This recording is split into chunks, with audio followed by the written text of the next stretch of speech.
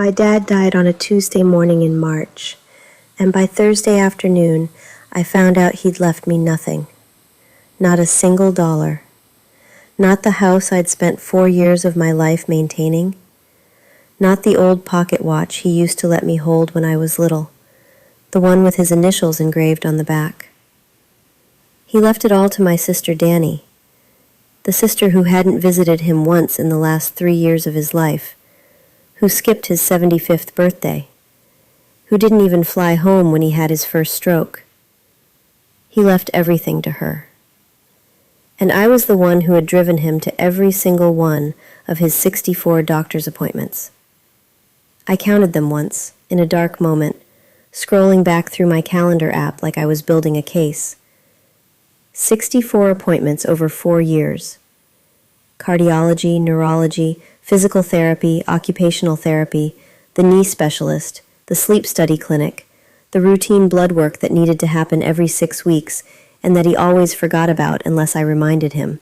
64 times I'd arranged my schedule. Taken time off work or come in early or stayed late to make up the hours, gotten him dressed and helped him into the car, and sat in waiting rooms reading years-old magazines while they called his name. He left everything to my sister, who had come home 5 times in 4 years. But I'm getting ahead of myself. To understand why what I did next felt not just justified but necessary, I have to take you back to the beginning. Back to when my dad was still healthy. Back to when Dani and I still spoke to each other more than twice a year. Back to when I actually believed our family was basically normal. I grew up in a mid-sized city in Ohio, the kind of place where everyone knows your parents and your grandparents and half your cousins. My dad, Robert, was an engineer. He worked for the same manufacturing company for 31 years, drove the same truck for 16 of them, and had the same 4 friends he'd known since high school. He was a creature of habit, a quiet man, the kind of father who showed love by fixing things around the house without being asked, and leaving $20 on the counter when he knew you had a rough week. He wasn't expressive in the way some fathers are. He didn't say, "I love you," easily.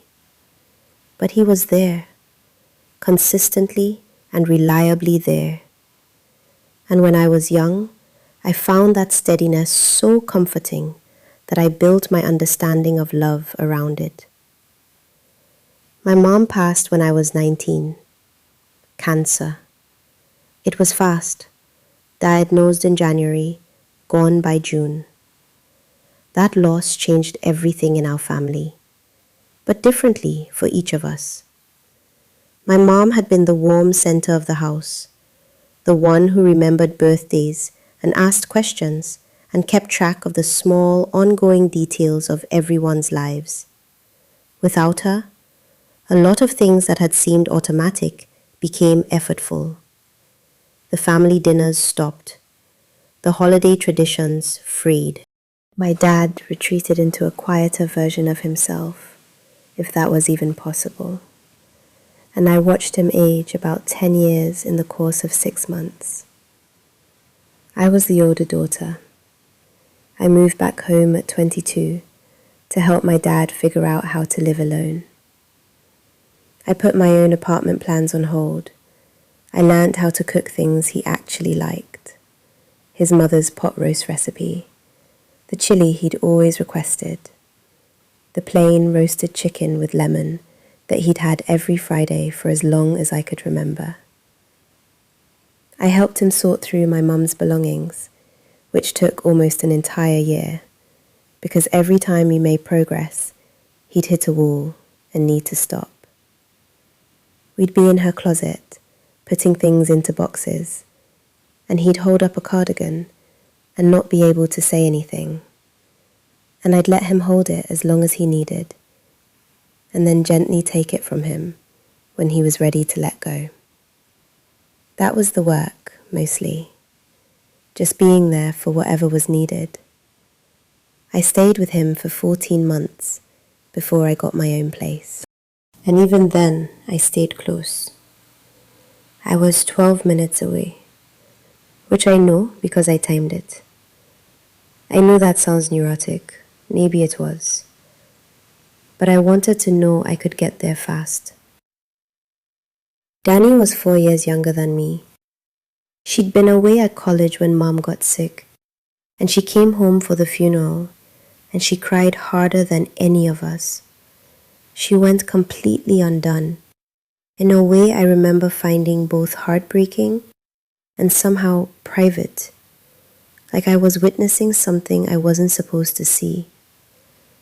And then she went back to school 3 days later, because, as she explained to me on the phone, she had midterms coming up, and she couldn't afford to fall behind. I didn't judge her for it at the time. We all grieve differently. That's what I told myself. After Mom died, the family dynamic settled into a shape that I didn't question for a long time. Because questioning it would have meant admitting something that hurt too much. My dad loved both of us. I knew that. But he and Dani had something I never quite had with him. They talked on the phone twice a week, sometimes more. They had inside jokes I was never part of.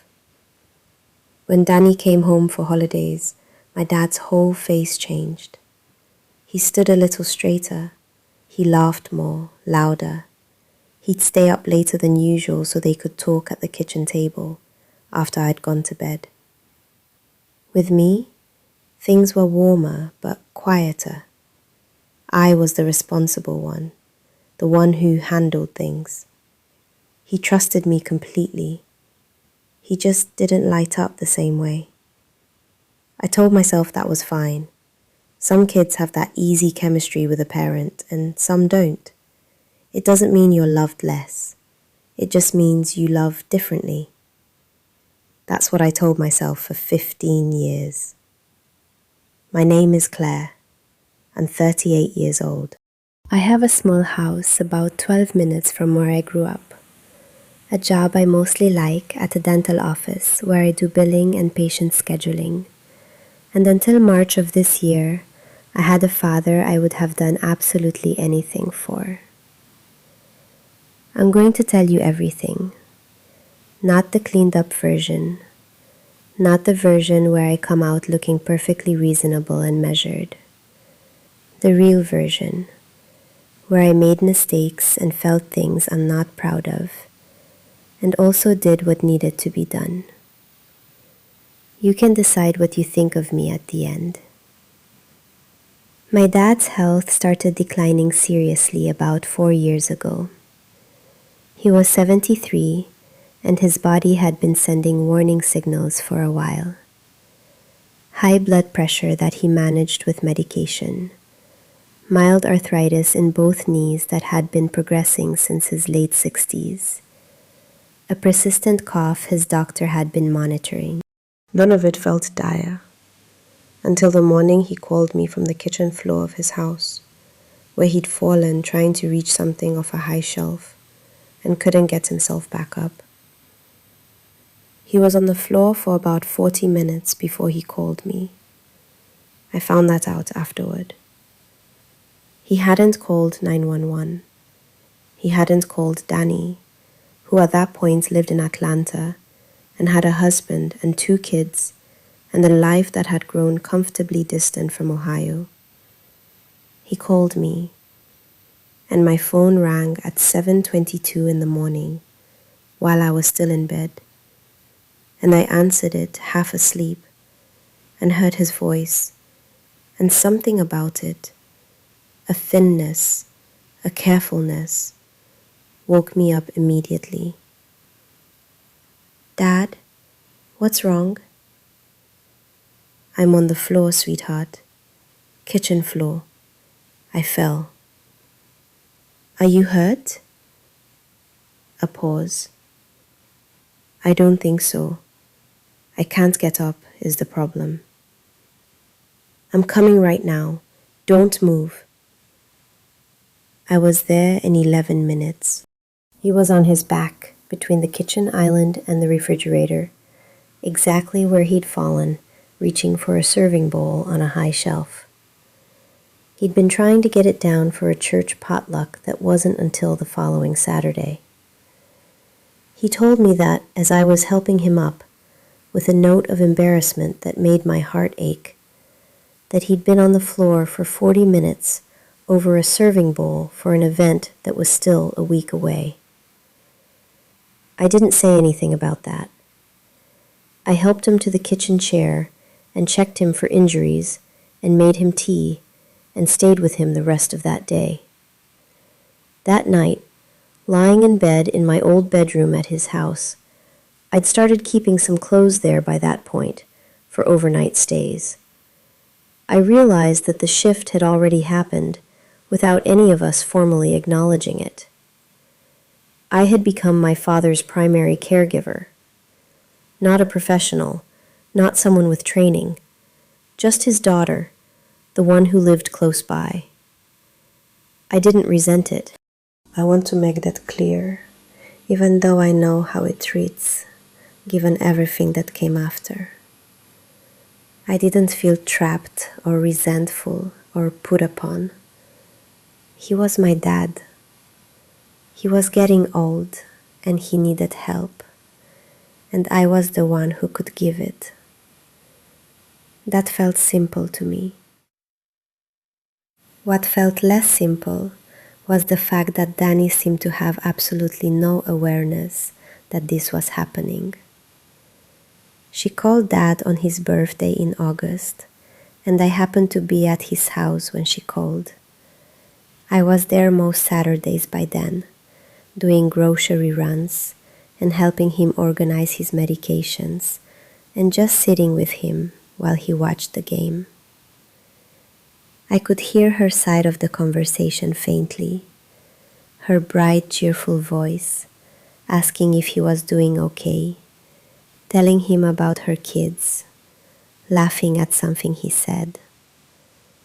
And he never mentioned that I was there.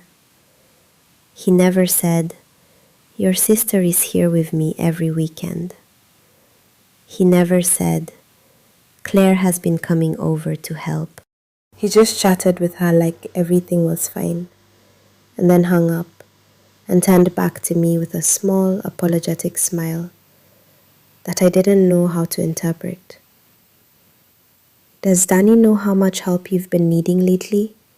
I asked. He thought about it for a second, in that measured way he had of considering before he spoke. Then he said, "She's busy, Claire. She's got a lot on her plate." "Dad, so do I."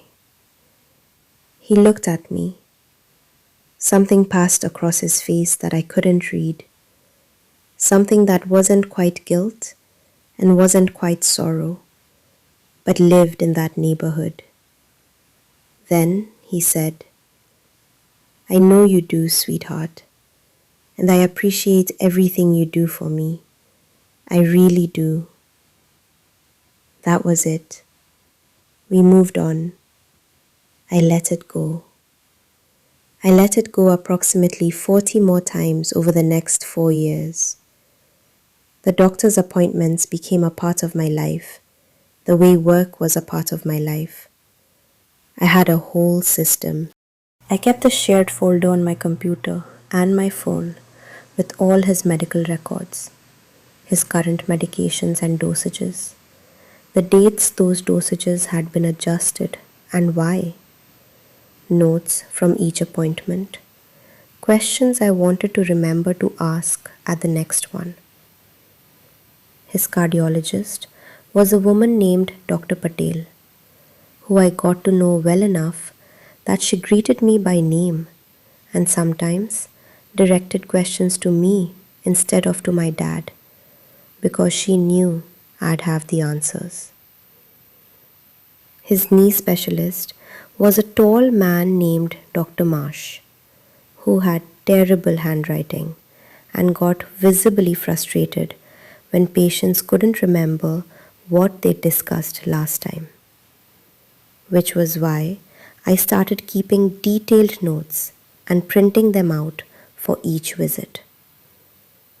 His primary care doctor, a man named Dr. Hoffman, who'd been treating my dad for 20 years, told me once, not unkindly, that I was the most organized patient family member he'd seen in 30 years of practice. I didn't tell him that being organized was the only way I could keep my own anxiety about losing my dad from swallowing me whole. There were small warning signs throughout those early months, things I noticed but didn't fully register as the pattern they were becoming. My dad mentioned Dani often, more than felt natural, almost like he was keeping her present in conversations through sheer effort. He'd say things like, "Dani thinks I should try that new medication the doctor mentioned," when I hadn't known they talked about it, and I'd realized they'd had a phone call I hadn't known about, where he'd described his symptoms or his treatment in enough detail that Dani had formed opinions about it. Opinions she then apparently relayed to him. Opinions he then brought back to me, as though Dani were a participant in his care, rather than someone absorbing second-hand summaries from 1,500 miles away. I didn't say anything about it. What was there to say? There were also small financial things that I noticed, but couldn't interpret at the time. My dad was not a man who discussed money openly. His generation, his way. I knew roughly what his situation was because I helped him pay bills and manage his accounts. But he didn't volunteer information, and I didn't push. Once, going through his mail, I saw an envelope from his bank that was addressed to him personally and marked with the kind of routing that indicated it was a statement for an account I didn't recognize. I set it aside, assuming I'd misidentified it. But I saw one again a few months later. I didn't ask about it. I should have asked about it.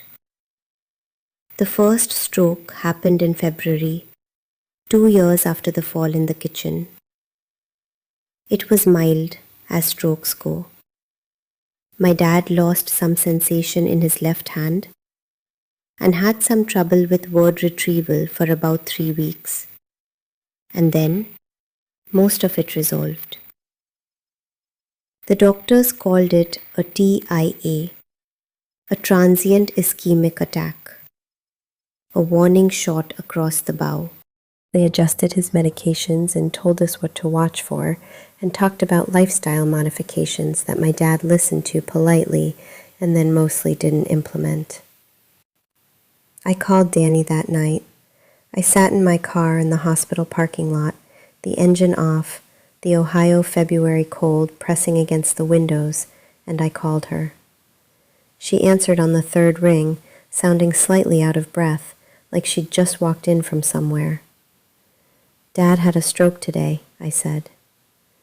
There was a silence that lasted long enough that I pulled my phone away from my ear to check the connection. "Oh my God," she said. "Is he okay? What happened? Is he in the hospital?" "He's in the hospital. They're saying it was mild. He's stable." Oh, thank God. A long exhale that I could feel through the phone. Okay, that's good. God, Claire, I'm so glad you were there. You're always there. "Are you going to come?" I asked. There was a pause. I was in the parking lot of the hospital. The lights of the building were visible through the windshield. That specific institutional light that makes everything look slightly wrong. And I waited. Let me look at my schedule. It's a really bad time right now. Zach has this thing at school next week, and I have a work conference I literally cannot miss.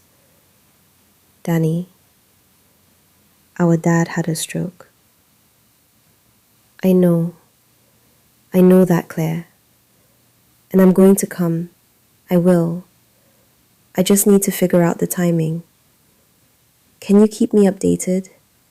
Like, constantly? I want to know everything. I said yes. I texted her daily updates for the next 2 weeks. She sent a reply to most of them that consisted of some variation of, "Thank you, keep me posted." She sent flowers, which arrived the day my dad was discharged. He seemed genuinely pleased by them, and I watched him smell the roses and read the card and smile, and I kept my face completely neutral. She didn't come. I started noticing things after the stroke. Small things, the kind you brush off once or twice, but start to accumulate into a picture you can't unsee. My dad had a desk in his home office where he kept his paperwork. Bills, financial statements, documents he considered important. A large accordion folder that held everything from his car insurance policy to his college diploma. I wasn't snooping. I had his permission to access anything I needed to help manage his affairs, and he'd given me power of attorney 2 years prior, specifically because he wanted me to be able to handle things if he couldn't. But I'd never actually looked through his personal documents very carefully. I'd helped him pay bills, and I'd handled some insurance correspondence, but I'd stayed out of anything that felt purely private. The way you stay out of someone's journal, even if they've left it on the kitchen table. That started to change after the stroke.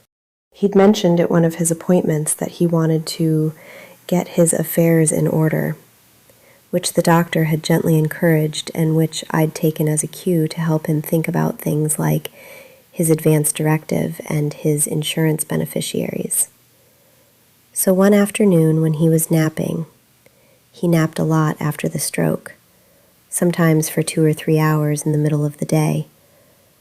I sat down at his desk to look for the paperwork from his estate attorney, which he'd mentioned having done at some point years ago. I found some of it pretty quickly.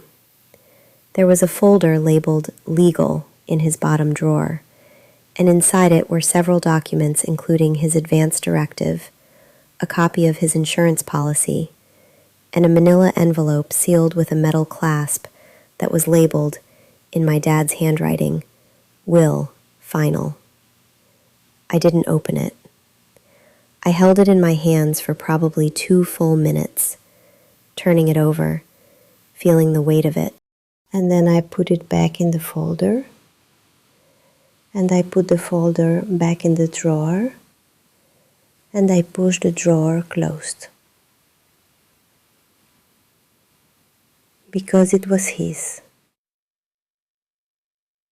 Because he was still alive. Because I trusted that whatever was in there reflected his wishes, and that his wishes were his to make. I made him a cup of tea when he woke up, and I didn't think about that envelope again for almost 2 years.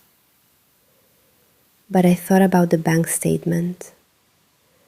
Twice more over the following months, I saw correspondence from the unfamiliar account. And once, I saw what appeared to be a wire transfer confirmation that my dad had set out on the kitchen counter and then swept into a drawer when I walked in. He didn't explain it, and I didn't ask. And now I wish desperately that I had. That I'd sat down at that kitchen table and said, "Dad, there's something I keep noticing, and I don't understand it, and I need you to explain it to me." But that wasn't how we communicated, my dad and I. Not about the things that might cause discomfort. Life settled into a rhythm. a hard rhythm, but a familiar one. I was at my dad's house 3 to 4 times a week. I handled his grocery shopping, his prescription pickups, his correspondence with his insurance company, which was a full-time job in itself, his home repairs. I learned more about plumbing in those 3 years than I ever expected to know. I could replace a toilet flapper, unclog a drain without chemicals, identify the source of a slow leak under a sink. I coordinated with his doctors. I took him to his appointments, which I had entered into a shared calendar that he'd never once opened, but that I maintained obsessively as a record and a reminder system for myself. When he had a second, more serious stroke, 14 months after the first one, I was the one who rode in the ambulance. I'd been there that morning and had noticed he seemed off. Not dramatically wrong, just slightly less present than usual, slower to respond, his left side slightly slumped in a way that was subtle enough that I might have missed it on a different day.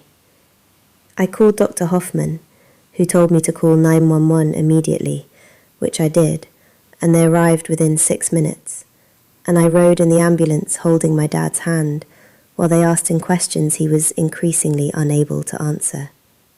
That one was harder.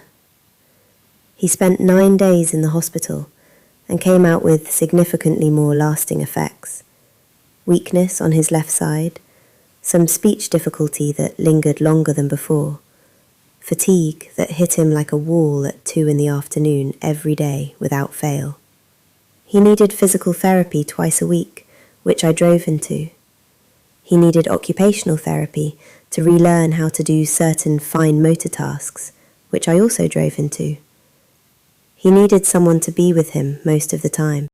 Dani came for 5 days. She flew in 4 days after the stroke.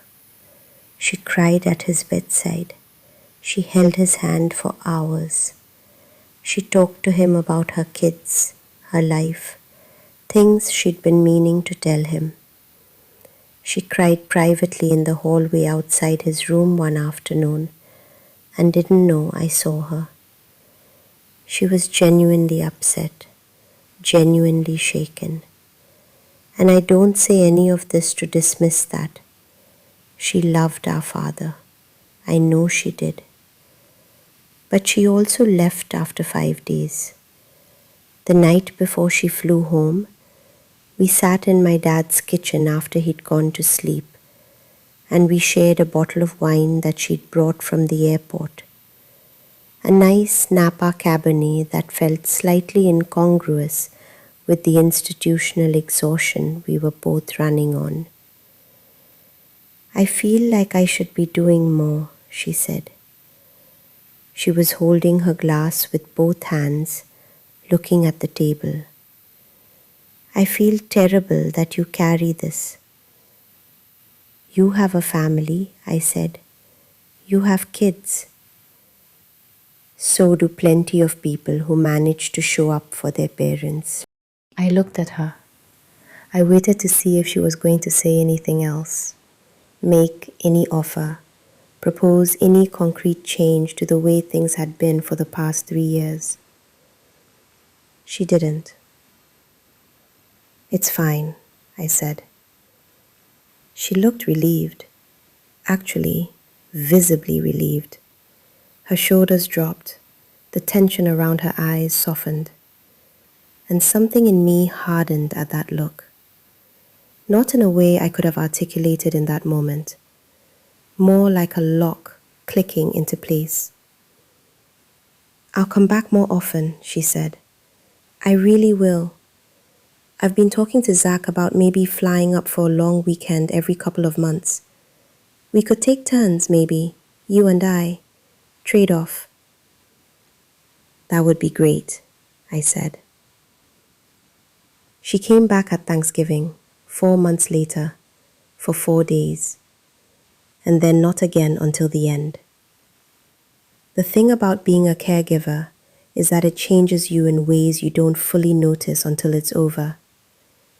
You become someone whose life is organized around another person's needs.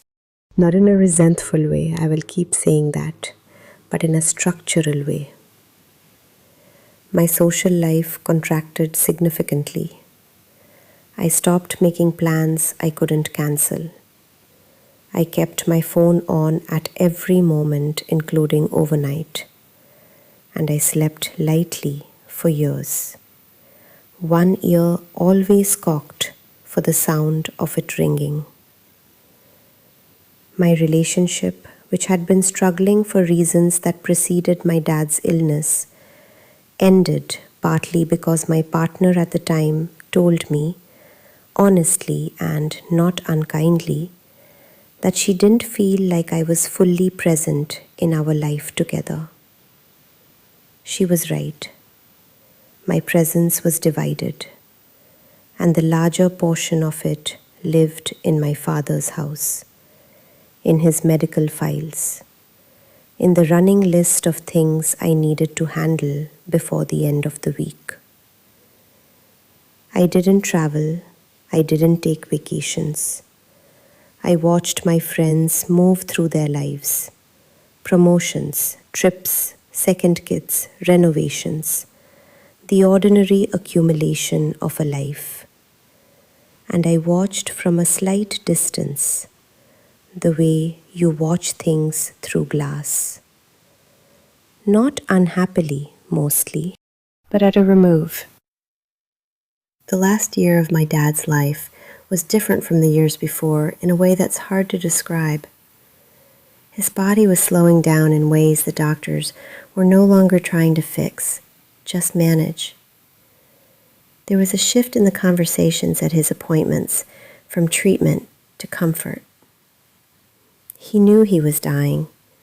He'd known for a while, actually, and he'd made a kind of peace with it that I found both deeply brave and devastating to witness. He talked about my mom constantly. He told me stories about his own parents, his childhood, things I'd never heard. He was born during a winter storm in 1947. His father had walked to the hospital through 2 feet of snow because the car wouldn't start. He kept that story close his whole life, like a talisman. Some days he was sharp and present and funny, and those days felt like gifts I wanted to put somewhere safe. Other days the fatigue took over completely and he slept most of the day, and I sat nearby reading or working on my laptop, or sometimes just sitting in the chair across from his and being there, just being there. He died on a Tuesday morning. He was in his own bed, which is what he'd wanted. Rosa was there, and I was there, and he was peaceful at the end. He'd been unconscious for most of the previous 18 hours. At the end, his breathing slowed and then stopped, and the room was very quiet for a moment before anything else happened. I held his hand. I called Dani from his kitchen about 20 minutes after. She answered right away, which told me she'd been waiting for the call. "He's gone," I said. She made a sound that I don't have words for. Then she said, "I'm so sorry, Claire. I'm so sorry I wasn't there." "It's okay," I said. "Because what else do you say?" She flew in 2 days later, on Thursday. The funeral was being planned for the following Monday. She arrived in the afternoon, and we hugged in the driveway of our dad's house, and we were both red-eyed and exhausted, and for a few hours everything between us was softened by grief into something that felt almost like closeness. We ordered pizza. We looked at old photographs. We talked about our mom, which we almost never did, and we cried a little, and it felt like the most genuine we'd been with each other in years. And then, Thursday evening, at around 6 o'clock, there was a knock at the front door. It was a man named Martin Greeley. He was in his 60s, trim, in a dark suit that said he'd come directly from an office. He introduced himself as my father's estate attorney and explained that my dad had arranged for him to come in person after his passing, rather than handling things by mail, and had specified that both daughters should be present for the reading. We sat at the kitchen table, Martin Greeley across from Dani and me side by side, and he opened his briefcase and withdrew a document I recognized. The manila envelope from my dad's bottom drawer, only now unsealed. He set it on the table between us. I looked at it. I looked at my dad's handwriting on the front. He went through the preliminary language efficiently.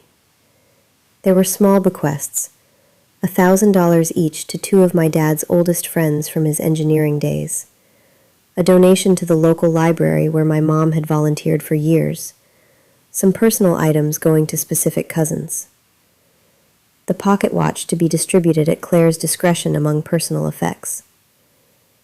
And then he got to the main estate, the house, the savings accounts, the investment portfolio he'd built over 31 years at the manufacturing company, which had grown over time into something substantial, the pension payout, the remaining cash assets. It was all, every bit of it, going to Dani. Not split between us, not mostly to Dani with something smaller to me, some acknowledgement of my years of work. All of it, every dollar, every asset, going to Dani. I heard it, and I didn't move. I sat very still while Martin Greeley continued reading, and the words went through me without fully landing. I was aware of Dani beside me. I could feel her go rigid too. I couldn't look at her. The total value of the estate, when Martin Greeley had finished, was approximately $840,000. My dad's house alone, in our market, was worth close to $400,000. The rest was savings and investments accumulated over a lifetime of careful, methodical saving by a man who'd never spent money on himself unnecessarily. $840,000 going to Dani. When Martin Greeley finished reading, there was a silence that lasted long enough that I became aware of the refrigerator humming. Claire? Dani's voice was very careful, like she was stepping across something fragile. I had no idea. Can you give us a minute? I said to Martin Greeley, very politely. My voice came out entirely steady in a way that genuinely surprised me. He gathered his papers with a professional efficiency that suggested this was not the first time he'd made this particular exit, and stepped out onto the back porch. Dani said, "Claire." "Did you know?" I asked. "No, I swear to you I didn't know." I looked at her then. I was trying to read her face, the way you read the face of someone you've known your whole life and no longer entirely trust. "Did Dad ever talk to you about his will?" I asked. "No, never. I mean," she hesitated. "He mentioned once, about a year ago, that he'd updated some documents, but he didn't say what was in them." She paused again, and in that pause, something flickered in her expression that I filed away. "Claire, this doesn't feel right to me either. I don't want it. I'd split everything with you, 50-50, immediately, whatever you want." She sounded sincere. She probably was sincere in that moment, sitting at that table, the shock still fresh and her guilt visible on her face. But sincere didn't change what had happened. Our father had watched me spend 4 years of my life caring for him, and he had decided, deliberately, with the assistance of an attorney he'd specifically instructed to come in person to deliver the news, to leave me nothing. There was a reason. There had to be a reason. And I was going to find out what it was. I thanked Martin Greeley when he came back inside. I asked for a copy of the will. I shook his hand. I was perfectly composed until his car pulled out of the driveway, and then I went upstairs to my old bedroom, shut the door, sat on the floor with my back against the bed, and cried harder than I'd cried since the day my mother died. I let myself have that hour. Then I washed my face, went back downstairs, helped Dani heat up the leftover pizza, and sat at the table and ate it without tasting any of it. She tried to talk about it. I told her I needed some time. She said she understood. That night, lying in bed in my dad's house, for what I thought might be the last time, I started to think. I am not naturally a person who makes dramatic decisions. I am not someone who acts impulsively or emotionally. I manage accounts at a dental office. I keep detailed records. I make lists. And lying in that bed in the dark, I started making a list in my head. Everything I knew, everything I'd noticed and set aside, everything that hadn't quite added up over the years, that I'd let pass because it was easier to let things pass. The bank statements I'd seen, the wire transfer confirmation he'd swept into a drawer, the way he'd mentioned Dani going through a hard time, something vague about financial stress, the way he'd said, "I know you do, sweetheart," when I'd pointed out that my life was just as full as Dani's, and then moved on, as though my observation had been heard and catalogued, but not acted upon. The way he'd lit up when Dani called. The way he'd lit up when Dani came home. I thought about the will, the physical document I'd held in my hands in this same house 2 years ago, and placed back in the drawer without opening. I thought about Martin Greeley's careful, professional demeanor, the way he'd delivered the news like it was a document to be administered, rather than a choice that would destroy something. By 3 a.m, I had assembled the outline of a theory. By 4, I'd decided what I was going to do next. In the morning, I came downstairs and Dani was in the kitchen making coffee, still in her pajamas, looking like she'd slept about as well as I had. The early light came through the kitchen window the same way it always had, landing on the same table, the same chairs, the same countertop where my mom had stood making breakfast for all those years. "I want to understand what happened," I said. Dani turned from the counter. Her eyes were swollen. "I honestly don't know, Claire. I swear I don't." "Can I ask you something?" "Of course." "When Dad mentioned you were going through a hard time, financially, was that true?" She went very still. The coffee pot continued making its sounds behind her.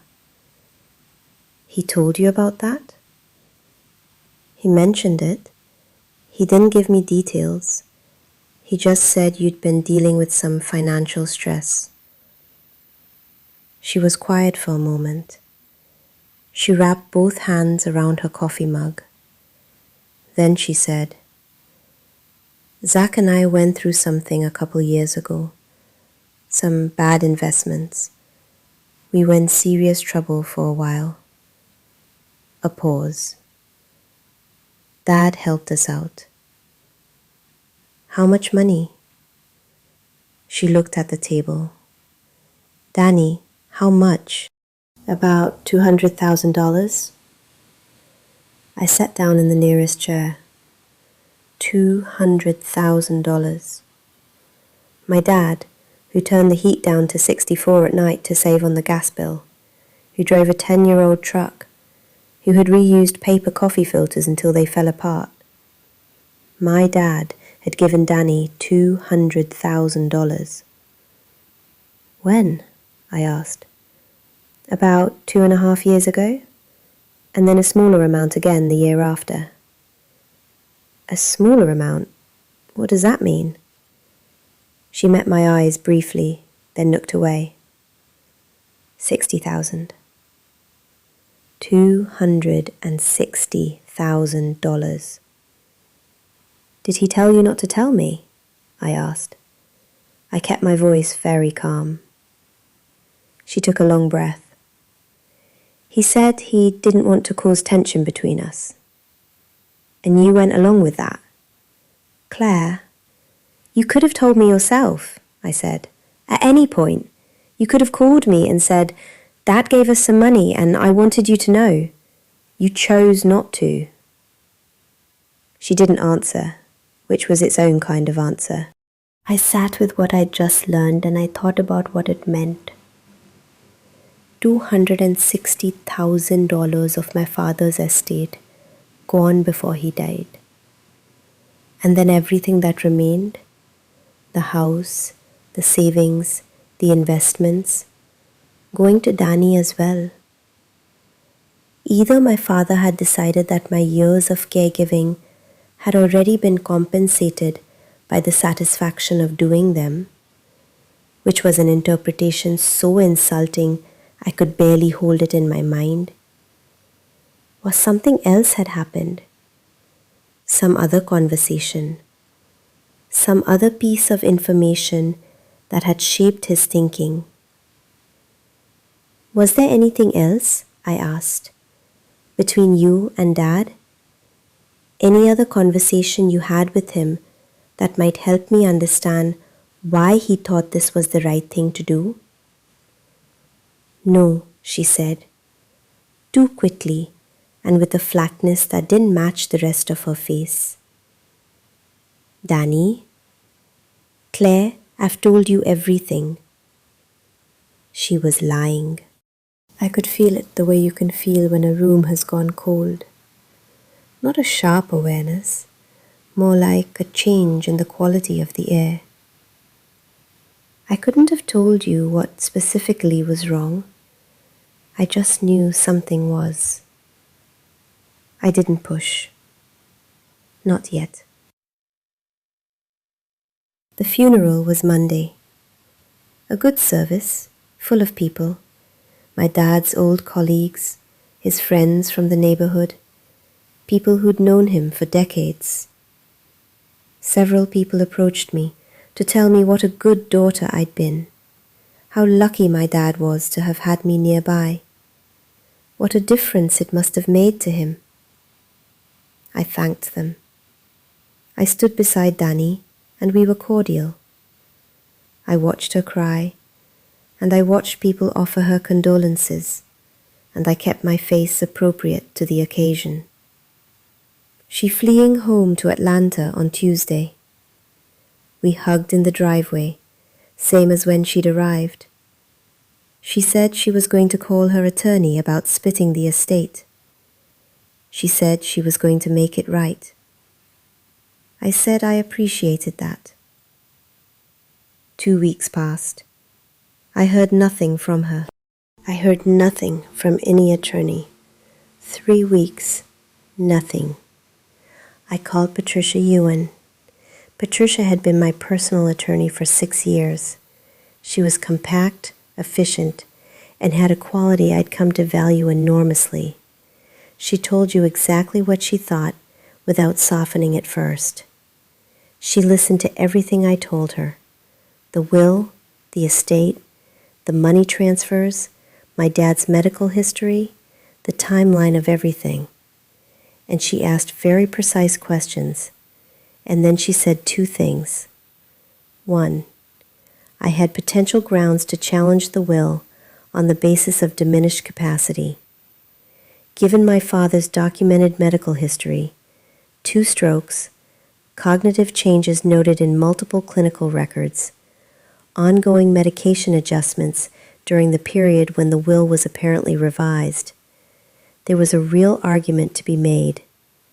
It would take time and money, and would involve making his private medical history part of a public legal record. 2. Before pursuing that, I needed to understand the full picture. What had motivated the change? What conversations had taken place? What Dani knew and when? I started going through my father's desk properly. Not a surface scan for a particular document, but a systematic review. Every drawer, every folder, every envelope. I had the legal authority to do it. I also had, by that point, a driving need to understand. I found the letter on a Tuesday afternoon in April, about 6 weeks after the funeral. It was in the back of the bottom drawer, underneath the legal folder, tucked into a blank envelope that wasn't labeled anything. It was 3 pages, handwritten, in my dad's post-stroke handwriting, slower and less steady than it had once been, the letters larger than they used to be, the lines not perfectly horizontal. It was addressed to Martin Greeley, and it appeared to be a draft.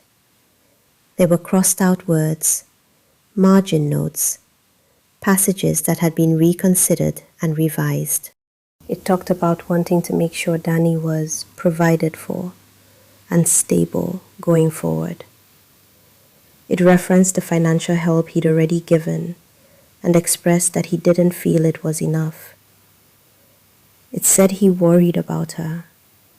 It said he felt like he had a responsibility to her that went beyond what he'd already done. And then there was a passage that made me sit very still. He wrote that Dani had called him one night. He mentioned it was a night in October, which would put it about 2.5 years before he died, and told him things about her situation that had changed how I see things. He wrote that he felt partly responsible for what had happened to her, which he attributed to having leaned on her too much in the years after her mother died, of having needed too much from her emotionally when she was young and he was grieving, of having taken her warmth and used it to get myself through in a way that he feared had cost her something important. I read that passage 3 times. My father had believed, had been made to believe, or had arrived at on his own, I couldn't tell yet, that his emotional needs in the years after my mother's death had somehow damaged Dani. Specifically, had damaged her marriage, had contributed to the problems that had sent her calling him in the middle of the night, which meant that whatever Dani had told him in that phone call had been presented in a way that connected her current pain to him. I put the letter down on the desk, and I stared at the wall for a while. Then I picked up my phone and I called Dani. She answered on the 4th ring, cautious. She'd been cautious with me since the funeral. I found something in Dad's papers, I said. A letter he wrote to Martin Greeley. Silence. He talked about a phone call you had with him in October, about 2.5 years ago. More silence. He said you told him things that made him feel responsible for your situation, I said. He said he felt like he'd needed too much from you after Mom died, that he'd damaged something in you. I heard Dani exhale. It was a long exhale, like something she'd been holding. Can you tell me what you told him? I said. My voice was even. I'd practiced being even. Claire, I need to understand Dani. Our father left me nothing. I spent 4 years caring for him. I need to understand how he arrived at that decision. She was quiet for so long that I thought she'd hung up. Then she said, "There are things you don't know about my marriage.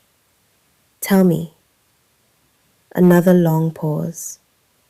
Then, slowly, she did. Zach and Dani had nearly separated 3 years ago. There were financial problems she'd already told me about. Bad investments, money that disappeared. But the financial problems were entangled with something else. There was a business partner. There was a relationship that had been more than professional. There was, in short, an affair. Or something close enough to an affair that the distinction didn't much matter. Dani had found out the way people usually find out. Too late, by accident. With receipts that made it impossible to pretend she hadn't. She'd called our father on a night when she was at the absolute bottom of it. She'd told him she didn't know how to hold everything together. She'd told him she was exhausted and scared and felt like she was failing at everything. And in that conversation, she'd said, or said something close to, she was careful about the exact phrasing even now, that she thought part of the reason she'd ended up in this situation was that she'd always prioritized other people's needs over her own, that she'd learned to do that in her family, that she'd spent so many years being the one who made people feel better, the warm one, the easy one, the one who called and listened and showed up emotionally, that she'd never really learned how to protect herself. My father, who already carried bottomless guilt about my mother's death and had spent 17 years trying to compensate for it in various private ways, had heard his youngest daughter say she'd been shaped by his need for her, and he'd taken it entirely to heart.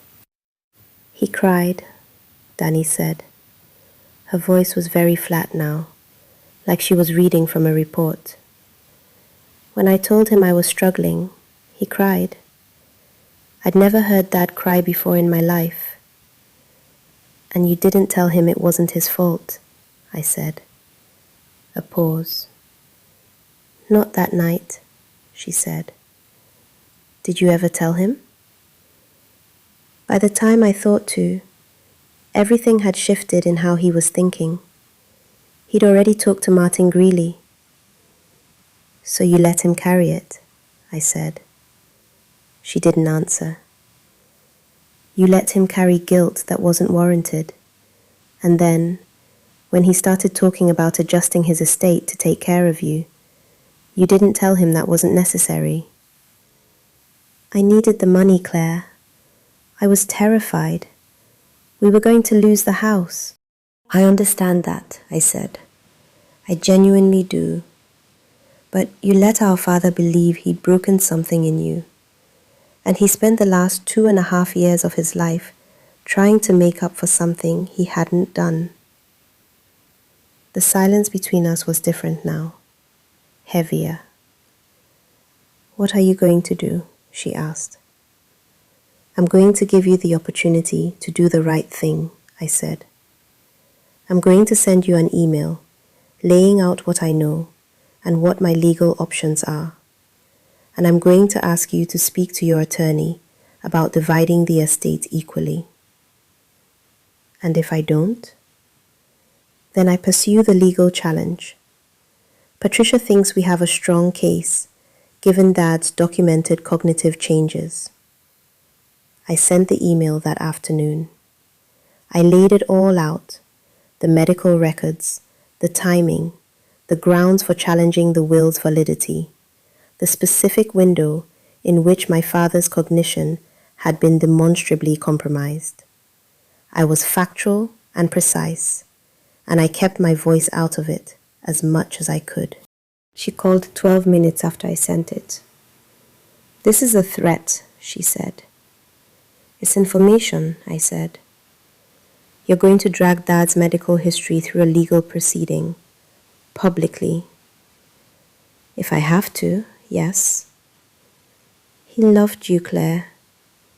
Her voice broke on the last word, which was either genuine emotion or a very good performance of it. I found I couldn't tell. He wasn't trying to hurt you. He made a mistake. He was confused. He felt guilty. I know all of that, I said, and it doesn't change what happened to me. I gave 4 years of my life, Dani. I gave my relationship and my savings and my time, and I was there when he was scared, and I was there when he died, and he left me nothing. I need that to be acknowledged. She said she needed to think.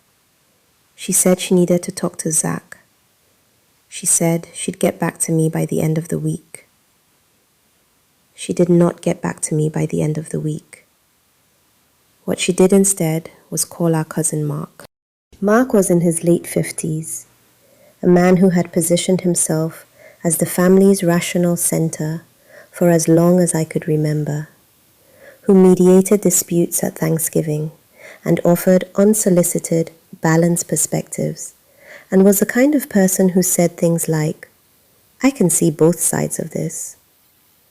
He called me on a Sunday in a voice of careful reasonableness and said he'd heard there was some tension around the estate and that he thought it would be a good idea for everyone to take a breath. "I'm breathing fine," I said. "Thank you for calling, Mark." "Claire?" A gentle, avuncular pause. "Your father made his wishes clear. I know it's hard to accept that sometimes people make choices that..."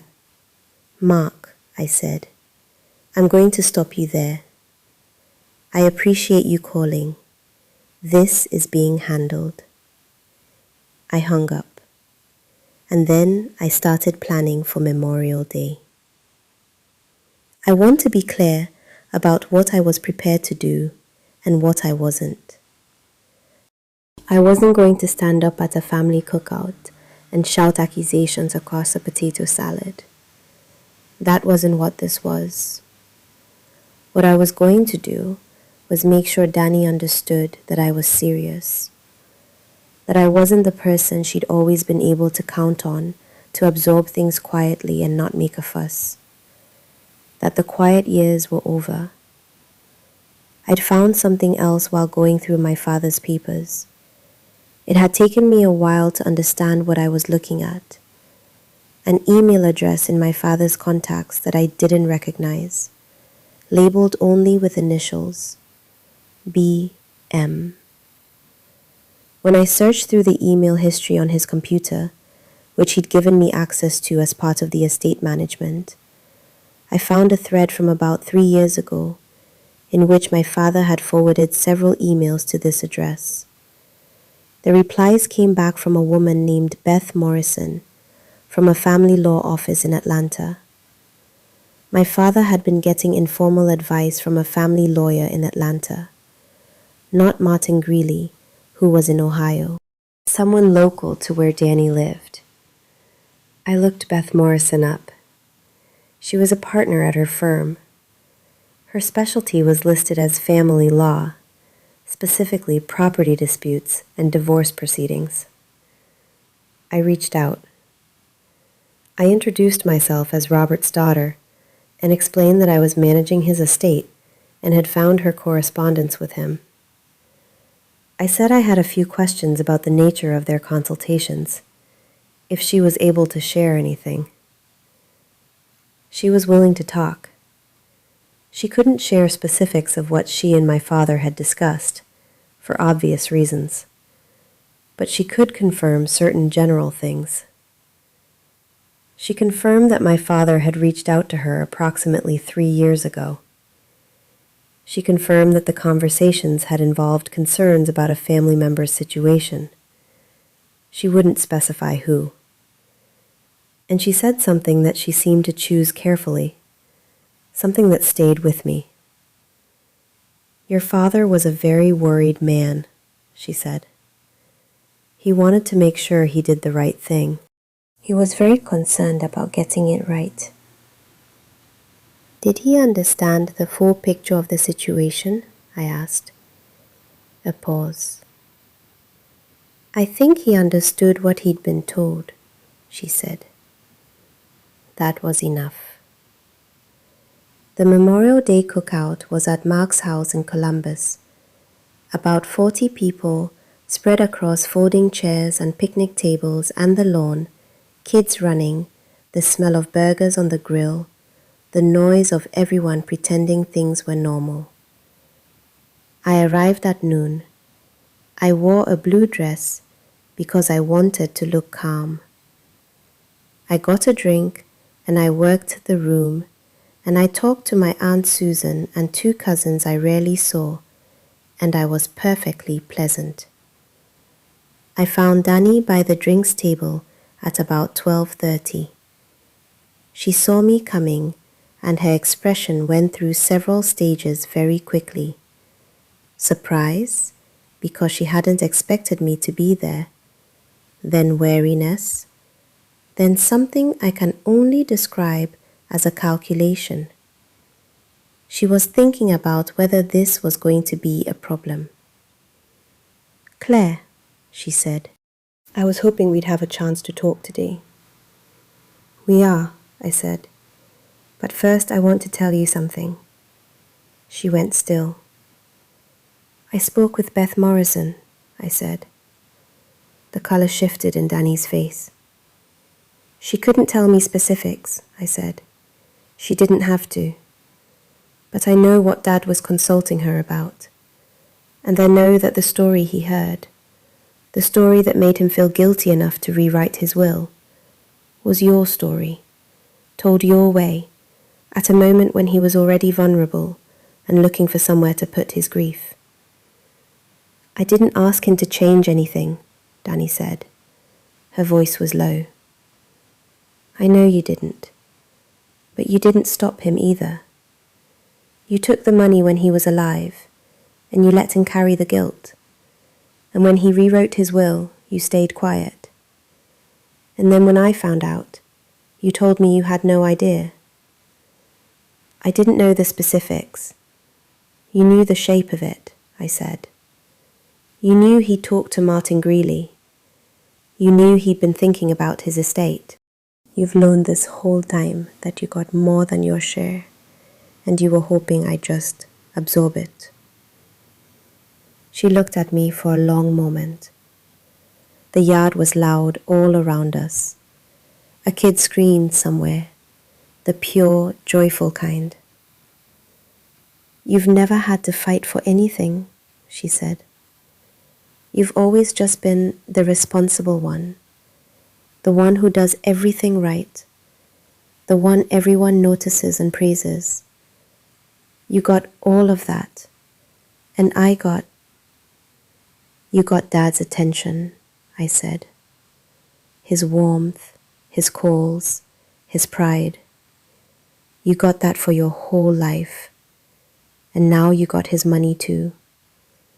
And I'm asking you to give back half of what's mine."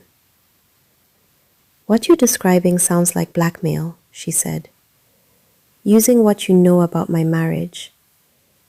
"I'm not using it publicly," I said. "I haven't told anyone here anything. I'm telling you that I know, and I'm asking you to do what's right. If you do, everything I know stays with me." She looked across the yard. Mark was at the grill.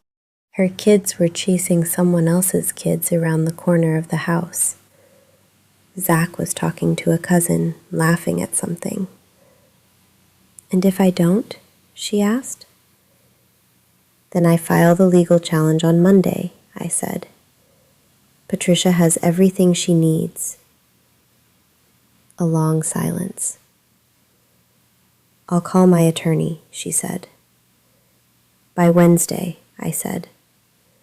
She looked at me with an expression I'd never seen on her face before, something that mixed anger and exhaustion, and something I thought might be, underneath it all, a species of relief, like she'd been waiting to be caught. "You've changed," she said. "No," I said. "You just never paid attention." She called her attorney on Tuesday. By the following week, mediation had been agreed to. 4 months later, following a settlement process that was detailed and sometimes painful, and required both of us to sit in rooms with lawyers and say things out loud that we'd spent years not saying, the estate was divided equally. I won't tell you it felt good exactly. Winning a thing like this doesn't feel good. It feels like the absence of something, the removal of a wrong, which is its own relief, but carries no joy. I cried more during those 4 months than I had in years. I had to revisit, repeatedly, the question of what my father had really thought of me, whether the will reflected something true about how he valued my contribution, whether I would ever be able to hold his memory without the shadow of that choice falling across it. The answer I've arrived at, and it's not a tidy one, is that he was a person, not a symbol, not a perfectly consistent self. He was a man who loved his daughters differently, and who, in the final years of his life, when his mind was compromised and his guilt was heavy, made a choice that was wrong. He wasn't malicious. He was lost. He was trying to fix something he thought he'd broken, and in doing so, he broke something he didn't realize he was holding. I've tried to hold both things at once.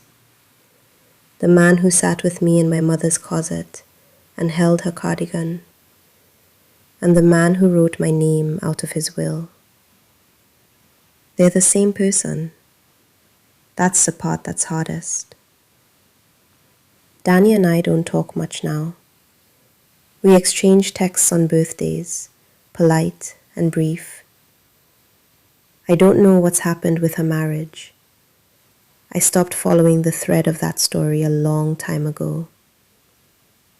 The house sold in August.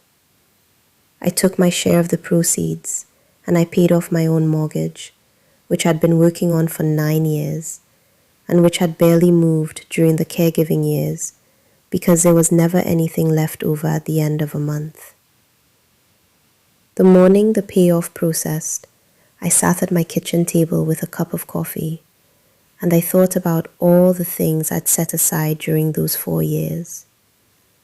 The trips I hadn't taken, the evenings I'd spent in a waiting room, the relationship I'd watched slip away, the version of my 30s that had gone to someone else's needs. I don't regret it. I want to say that clearly. I don't regret being there for my father. I would do it again. I just needed the world to acknowledge that it happened. There's a pocket watch on my kitchen windowsill now. It was listed under personal effects to be distributed at my discretion, and I took it from my dad's bedside table the morning I cleared out the house. It's heavier than you expect something so small to be, and when you press the stem, the face opens, and you can see the delicate machinery inside, the tiny moving parts that have kept time for 80 years. My dad used to let me hold it when I was little. He'd flip it open and show me the face and say, "This belonged to your grandfather, and someday it'll belong to you." It belongs to me now.